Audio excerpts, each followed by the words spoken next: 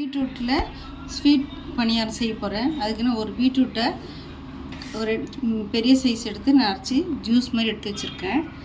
இப்போது கோதுமை மாவு ஒரு கப்பு, மைதா மாவு ஒரு கப்பு, சால்ட்டு, ஏலக்காய்த்தூள். இப்போது அது தண்ணிக்கு பதில் இப்போ பீட்ரூட் நம்ம இதை காசிக்கலாம். காஞ்சத்துக்குள்ளே ஒரு கப் கோதுமை மாவு, ஒரு கப் மைதா மாவு, சால்ட்டு, ஏலக்காய்,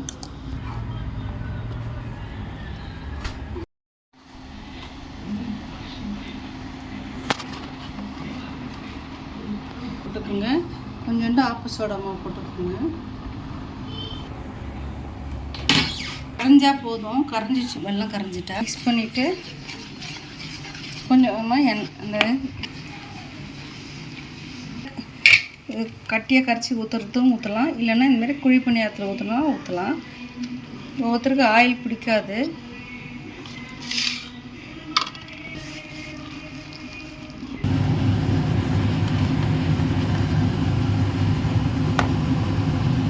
காய வச்சாச்சு. கொஞ்சமாக எண்ணெய் ஊற்றலாம்.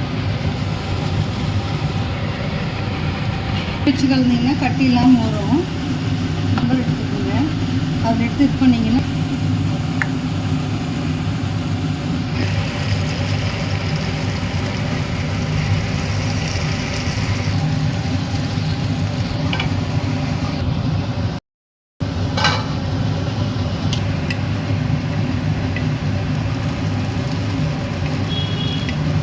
ரொம்ப அருமையாக இருக்குங்க. ட்ரை பண்ணி பாருங்கள். நீங்களும் வெறுமனை மாதிரி சாப்பிட்டு செய்யக்கூட இந்த மாதிரி பீட்ரூட் கட் பண்ணி பாருங்கள். ரொம்ப அருமையாக இருக்கும்.